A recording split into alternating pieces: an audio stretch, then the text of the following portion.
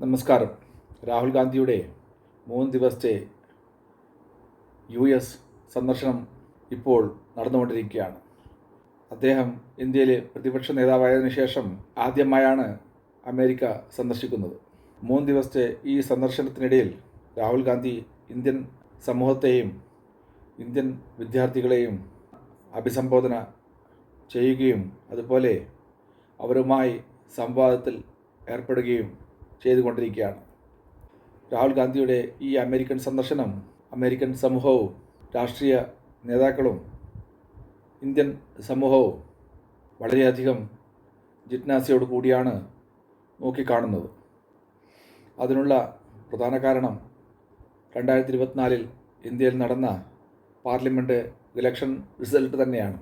10 കൊല്ലക്കാലം India ഭരിച്ച BJP അധികാര കൊതിമൂത്ത് ഇന്ത്യയിലെ പ്രതിപക്ഷ പാർട്ടി നേതാക്കളെ നിരന്തരം വേട്ടയാടുകയായിരുന്നു.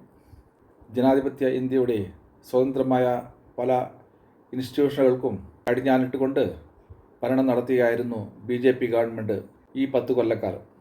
പത്രമാധ്യമങ്ങൾക്കും ന്യൂസ് വിഷ്വൽ ചാനലുകൾക്കും കടിഞ്ഞാണിട്ടുകൊണ്ടും CBIയെയും എൻഫോഴ്സ്മെൻറ്റ് ഡയറക്ടറേറ്റിനെയും ഉപയോഗിച്ചുകൊണ്ടും BJP വിരുദ്ധരെ നിരന്തരം വേട്ടയാടിയിരുന്ന BJP ഗവൺമെൻറ്റിനെ ഇന്ത്യയിലെ ജനങ്ങൾ പാർലമെൻറ്റ് ഇലക്ഷനിൽ BJPക്ക് ഒറ്റക്ക് പാർലമെൻറ്റിൽ ഭൂരിപക്ഷം കൊടുക്കാതെ പണിഷ്മെൻറ്റ് ചെയ്യുകയായിരുന്നു. 400 സീറ്റുകൾ ഞങ്ങൾ ഒറ്റക്ക് നേടും എന്ന് പാർലമെൻറ്റിലും പുറത്തും വീമ്പിളക്കിയ നരേന്ദ്രമോദിക്കും BJPക്കും ഇന്ത്യയിലെ ജനങ്ങൾ നൽകിയത് വെറും 235 പാർലമെൻറ്റ് സീറ്റുകൾ മാത്രമായിരുന്നു. കൂട്ടുകക്ഷി ഭരണം നടത്തിക്കൊണ്ടിരിക്കുന്ന നരേന്ദ്രമോദി ഇപ്പോൾ ഭരണകാര്യത്തിൽ വീക്ക് ആണെന്ന് അദ്ദേഹം തന്നെ തെളിയിച്ചു കൊണ്ടിരിക്കുകയാണ്.